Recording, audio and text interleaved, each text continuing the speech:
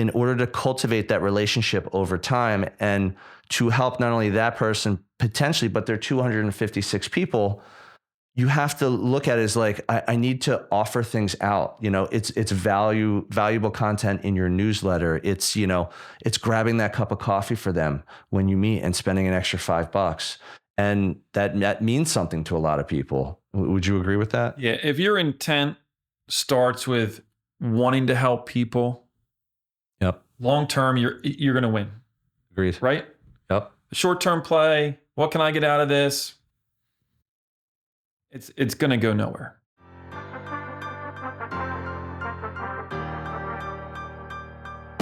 Welcome to the podcast dedicated to real estate, insurance, and everything in between. Join us as we take you along our own brokerage building journeys with additional wisdom from our network of business experts. Welcome to Bricks and Risk. Hey everyone, welcome to another edition of Bricks and Risk. I'm Tim Garrity. I'm Sean Mooney. And today we're going to talk about a topic that's very near and dear to my heart as well as Sean's heart. It's relationships. And it's relationships in business. I know we've known each other for a long time. Couple years. But let's start with this, Sean. So you started your business from scratch. Yep. And you're a firm believer in relationships and building your business that way. Tell me first why you had that mindset when you started the insurance brokers. Relationships. Nothing in the world will take the place of relationships. It's the foundation. It's the foundation of my business. It's the reason I started my business, kind of building my agency using relationships. I think for a couple of reasons is, number one, that's what I feel is the best business. It's Agreed. It's what we call the stickiest business. So in our case, it's going to be the business that hangs around the longest. And in addition to that, good relationships, building rapport with clients, with vendors, centers of influence. You're also going to be able to build relationships because those people are going to bring their network into your network. And so I've always felt that you find the right business, the best business, and that just breeds better business. No, I agree. I've heard a statistic before, and the statistic goes like this, that each person on average knows 256 people, meaning each person has about 256 people on average within their network. So when you're thinking about relationships, like here's how I've always looked at it, because I agree with everything you're saying. This is how I built Copper Hill Real Estate as well. You don't need to send an email out to 10,000 people, because I'm not saying you can't do that and it's not effective, but it's not necessary. Because try and think of it, the way I look at it, it's quality over quantity. And this is also the approach to relationships. Let's say I have 100 relationships. I just have 100 people that I know from growing up, from high school, from college, from past jobs, old neighbors, just people I know, like people I've come across in life. We stay in touch, we hang out, professional or personal, it doesn't matter. And I know 100 people, and each one of those people knows 256 people.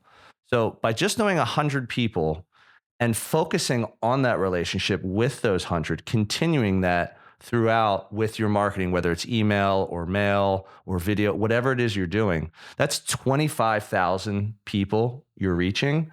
And this is also where I kind of agree with you. It's like you're thinking more long-term. You're not thinking, hey, I need 5,000 followers on Instagram. Not that hurts, but that's more, in my opinion, for branding. Like you're just trying to get exposure to the masses. Yeah. And maybe you've got 5,000 followers on social media, and you meet two new people and you gel. And then when that happens, guess what? Now you have 102 contacts. And each one of those new people knows 256 people themselves. So I've always found that statistic interesting because it gets you to think a little bit differently about, what's a good email list or how many contacts you have to have in your phone in order to build your business. I mean, what are your thoughts on that? So I guess to kind of dive a little bit more into that is isn't that how social media, the algorithms really work? So like if you're posting out and you have something on social media, you're not just posting to your network, Right. your followers.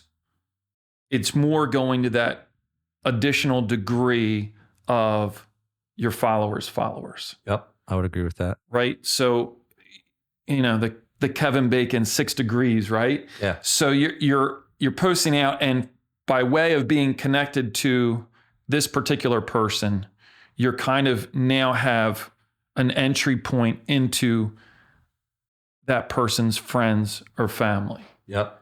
And so the connection can be made that way. Yeah. Agreed. Here's another example I'll give. So I do a lot of mentoring and training at my brokerage, Copper Hill.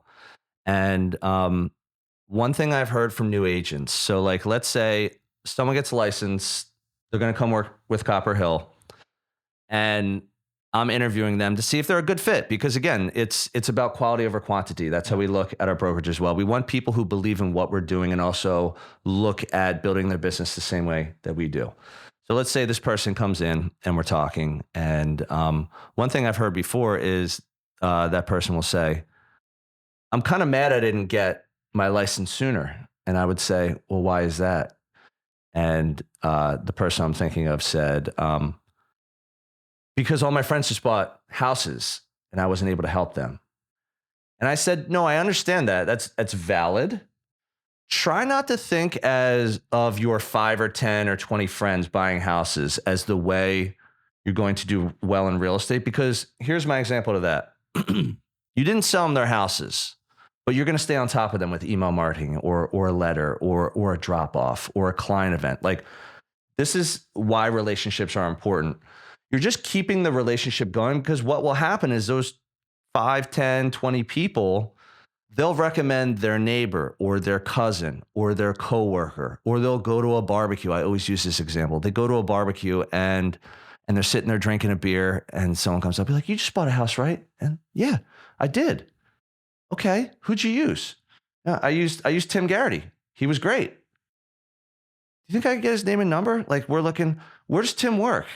And like, let's say it's even in a different area. But if the relationship is strong, that person will say, just talk to Tim. Tim knows Greater Philadelphia, and he'll be able to help you with anything you need. And if he can, he'll get you in the right direction.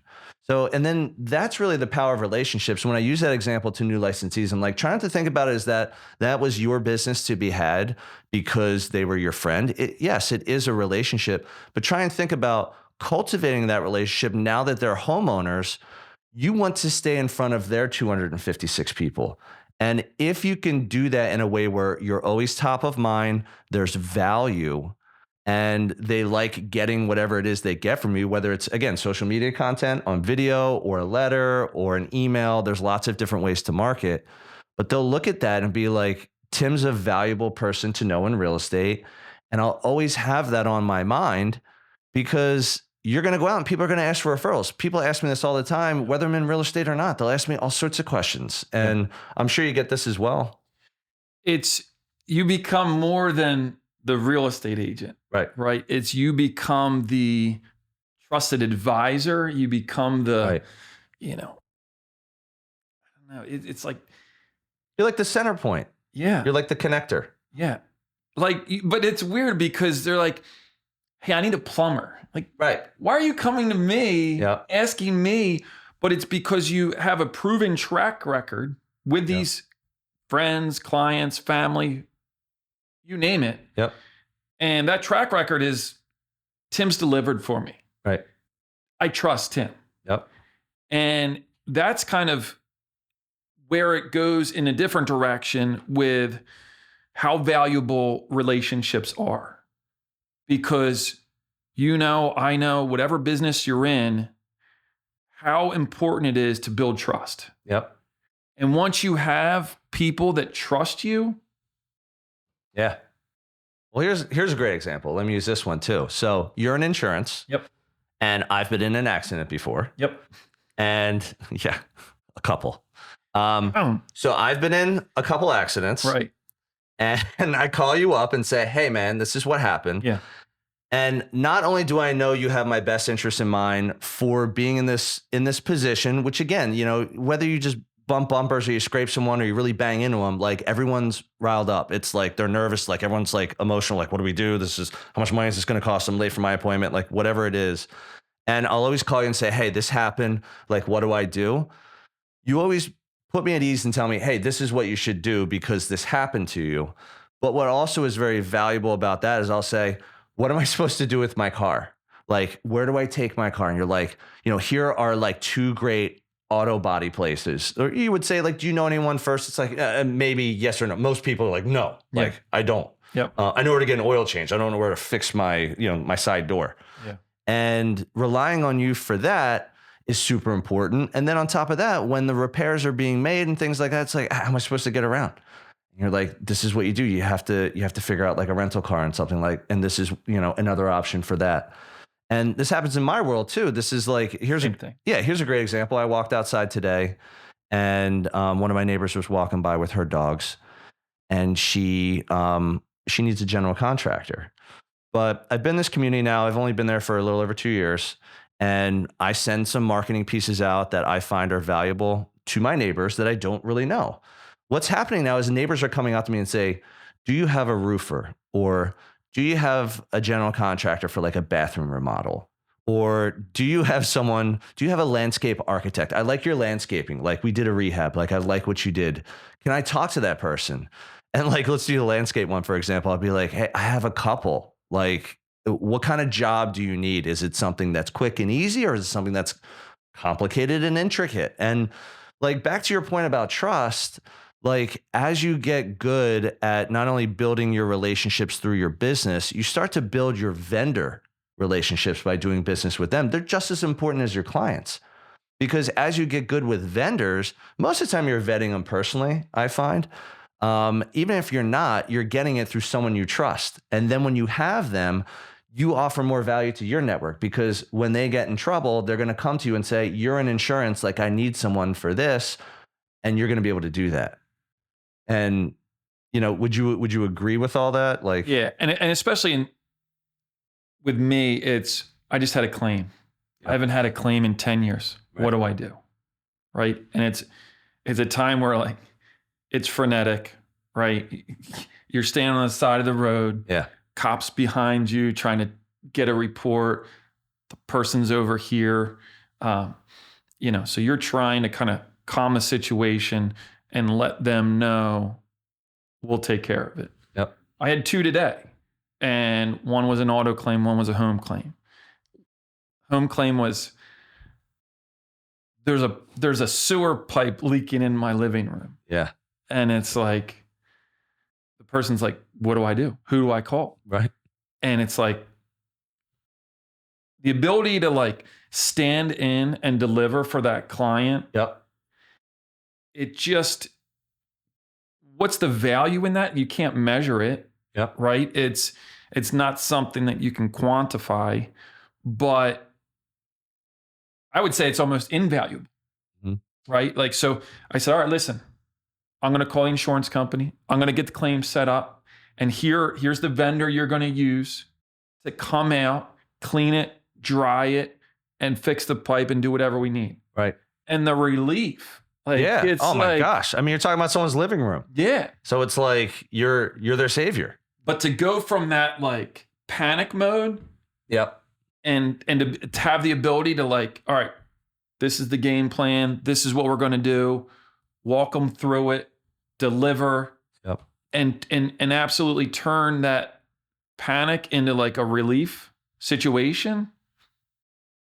That's where these relationships grow and they foster new business, new clients, referrals, and relationship gold. Yep. No, I totally agree. Hey everyone, this is Tim, your favorite Bricks and Risk co-host. But don't tell Sean. I hope you're enjoying this episode, and I'll get right back to it in a moment.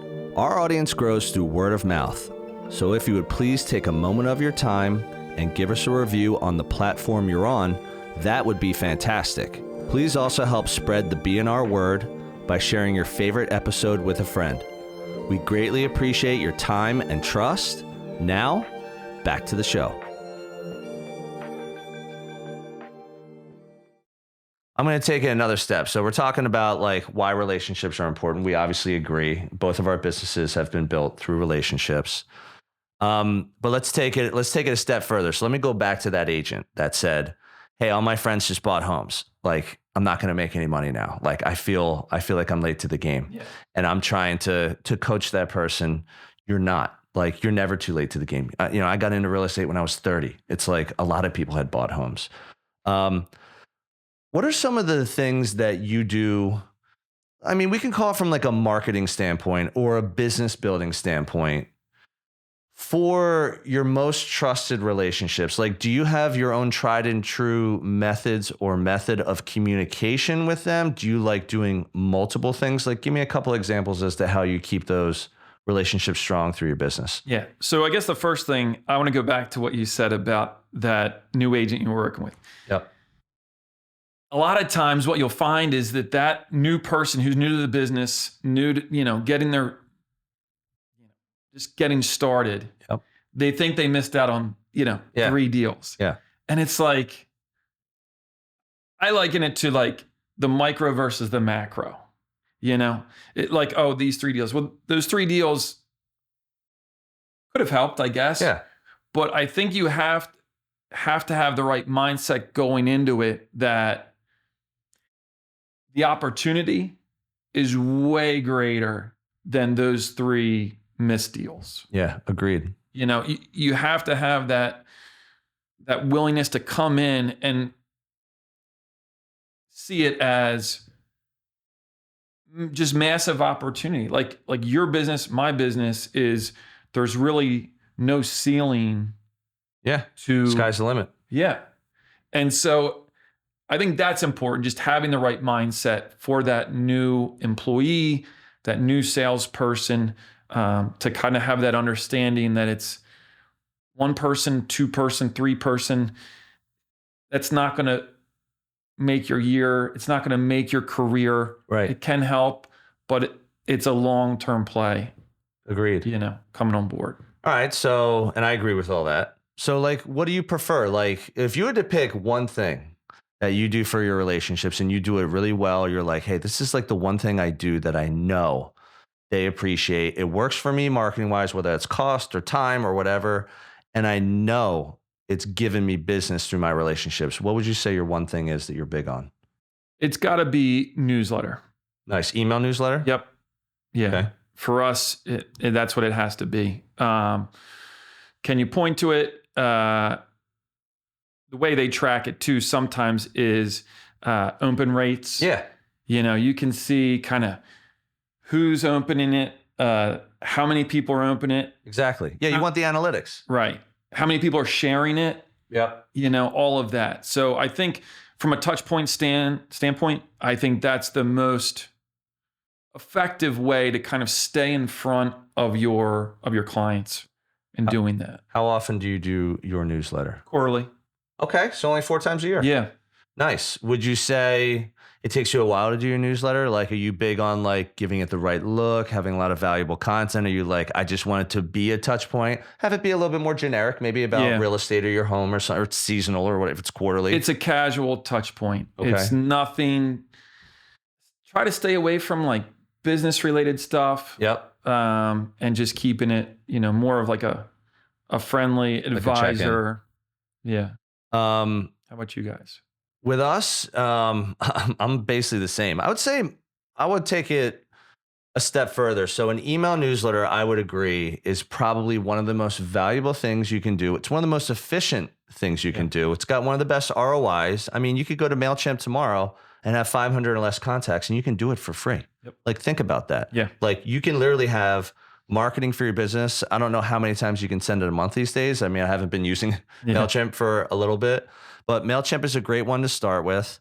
And, we do it once a month. And I had always done it myself when I was an agent, like even before Copper Hill Real Estate. And that was when I had my own personal brand, which was called Philly Urban Living. And that was the brand I used to identify myself as an agent, because it let people know, hey, I live in the city. I focus on the city. I still help people in the suburbs.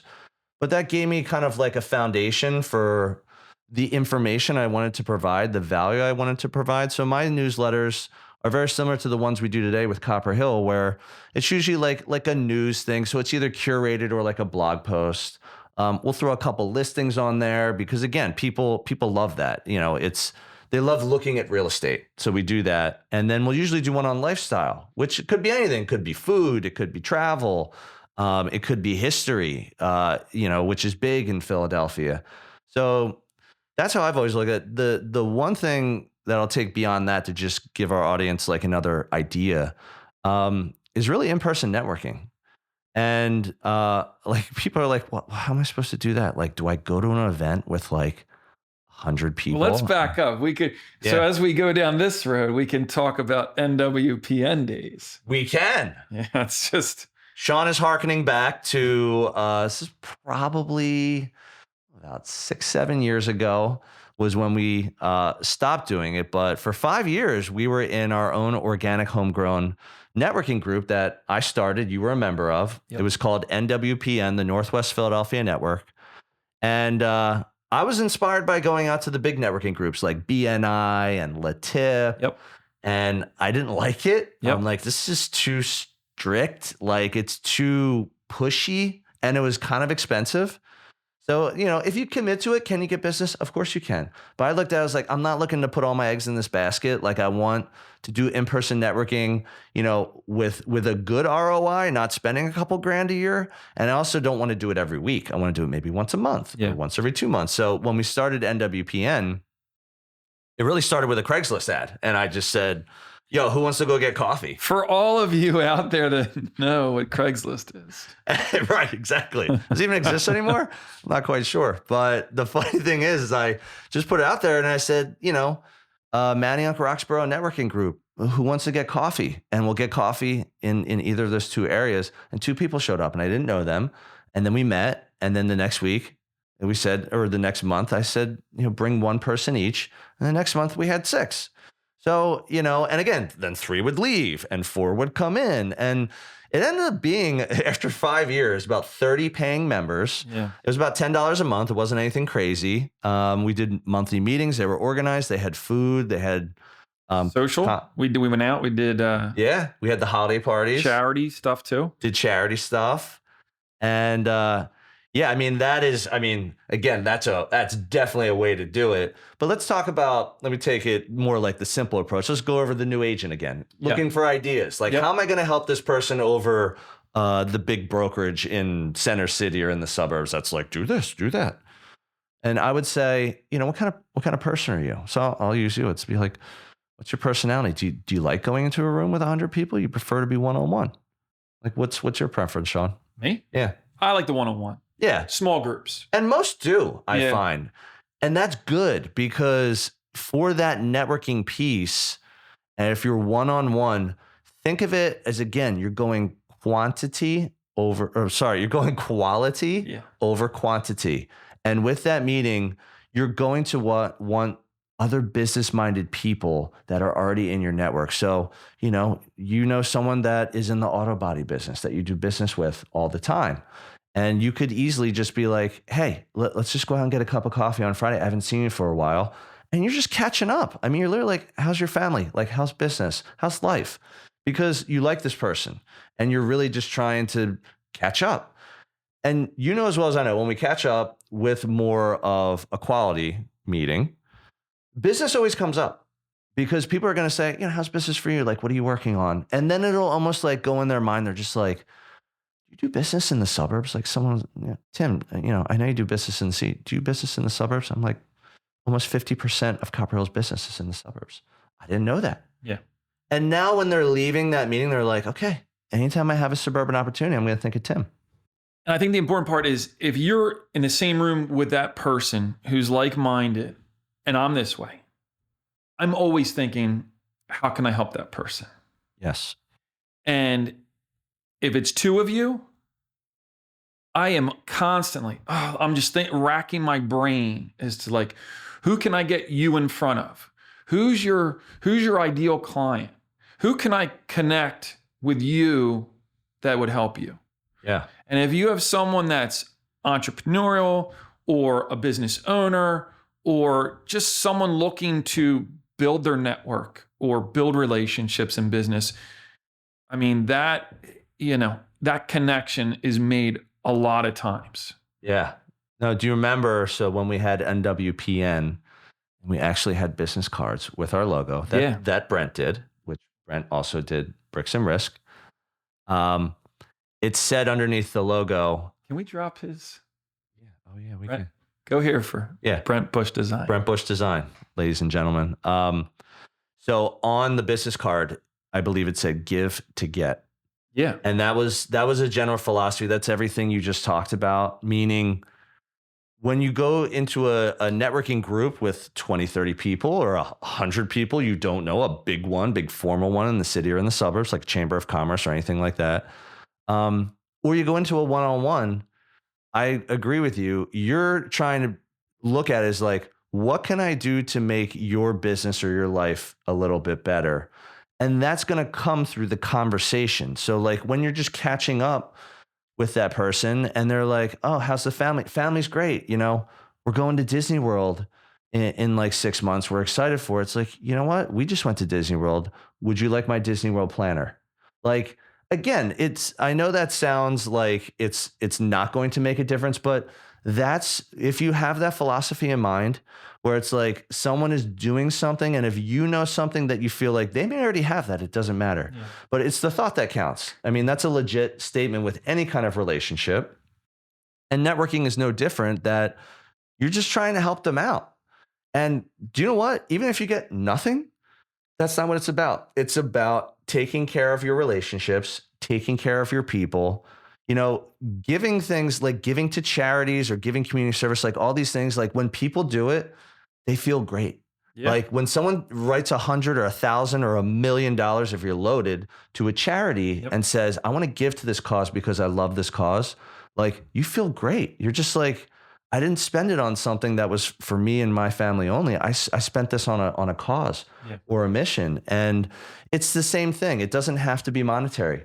Giving someone a good connection can add value in lots of different ways. And I think the opposite rings true as well. So if you went into our NWPN group, yep, and your whole mindset, just like a lot of these BNIs, LaTips, and these other groups, if your frame of reference for these groups is, I'm joining, what can I get out of this? How many leads will I get? Yeah. I mean, you're going to go nowhere. Right. Because what's going to happen is you're going to get in not lending any value to any other group member. They're going to know it. And then you're just going to be so let down because nobody's going to be giving you the leads that you want, the referrals that, yeah, you want, the introductions that you want, because you're only in it for your own motivation. Yeah. And it's funny to that point. Like people have said this before, like people can sense the salesperson, meaning someone that's only going in there with their own intentions in mind. I need my business cards because I need the leads that I'm going to get. They're going to need to contact me. And again, there's nothing wrong with that thought. Like that's a, yeah, good thought. Have your business cards because yes, are you networking to help grow your business? You are.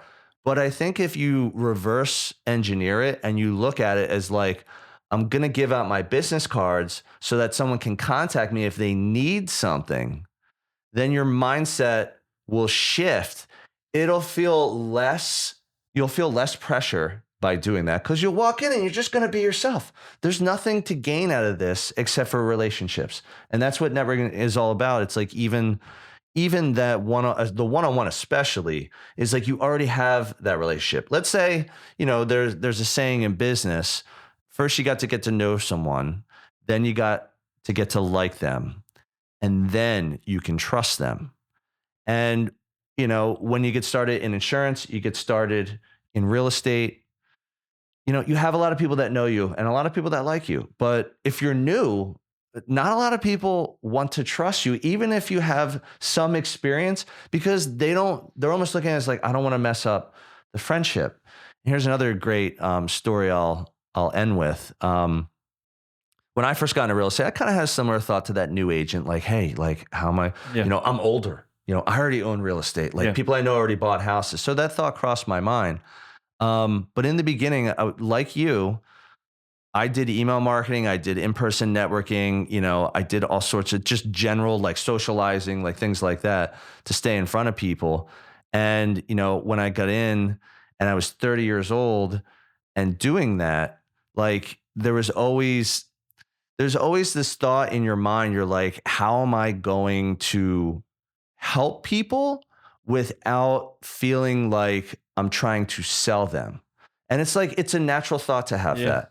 But what I will say to that is, don't worry about the selling will take care of itself, because even if it's someone that you barely know and you don't even know if you like each other yet, or if it's someone that you already have trust, like you have to look at it, it's a marathon, not a sprint.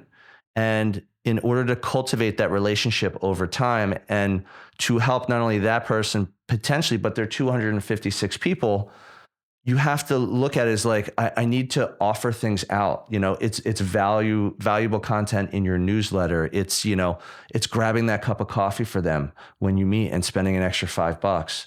And that means something to a lot of people. Would you agree with that? Yeah. If your intent starts with wanting to help people, yep, long term, you're going to win. Agreed. Right? Yep. The short-term play, what can I get out of this? It's going to go nowhere. Much harder to build your network. I would agree. So we're going to end off on that note, everyone. Thank you for tuning in to Bricks and Risk, and we'll see you on the next one. Thank you for joining us on another episode of Bricks and Risk. Our goal is that you walk away with 1 or 2 valuable nuggets, and we greatly appreciate you sharing your time with us today. You can find all BNR episodes on Spotify, Apple Music, YouTube, and anywhere else you get your podcast content. Until next time, keep learning and keep growing.